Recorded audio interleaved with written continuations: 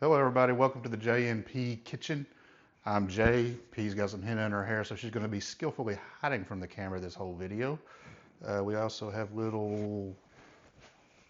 our scavenger, little buggy Bruno. Every time you hear me say, whoops, you'll see this little fella run in here and grab whatever it is I happen to have dropped on the floor. But that's Buggy. Say hello.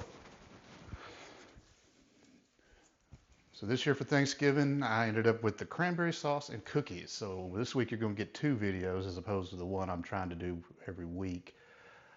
So today we'll start with the cranberry sauce. We'll see how it goes. Suck in my belly. She's mean. Okay, so this is everything you're going to need for the best cranberry sauce. And I know it's the best because I searched on the internet and it said this is the best cranberry sauce. We got a 3/4 of a cup of brown sugar. We got 1 orange for zesting, a little bit of orange juice. I preferred pulp, but HEB was out of the pulp, so we got no pulp. We got a 1/2 cup of water, of course our cranberries, and a little bit of vanilla. Here we go. For step one, you're going to need your holy bowl. No! I'm going to give these cranberries a good washing. Make sure they're good and clean, ready to cook. Next, we put everything in a pan and bring it to a simmer.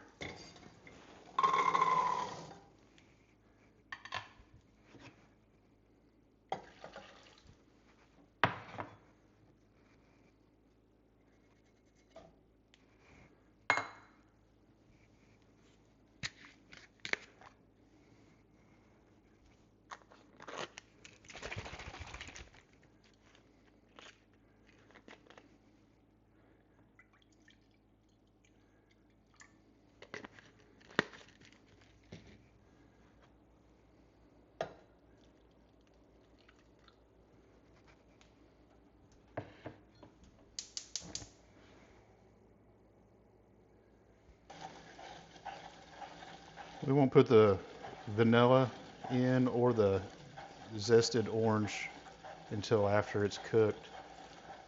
It just tastes better that way.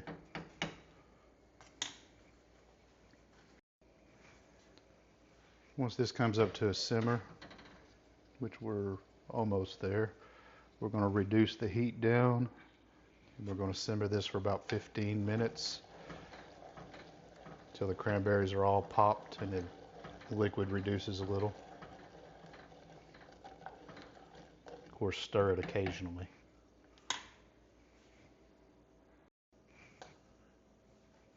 You'll hear some of the cranberries popping. It's actually pretty cool. Uh-oh. Approaching catastrophic failure. Better keep an eye on this stuff. Turn that down a little. Okay, the recipe didn't mention anything about this, but I've now turned this down to way low and am stirring constantly to try to not make a big mess all over P's stove. She kind of makes her a little irate when that happens.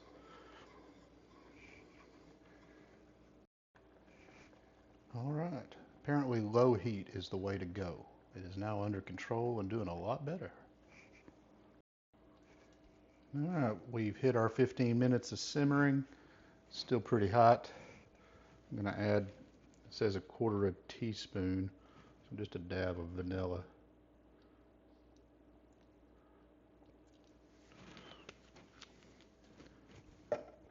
And some orange zest.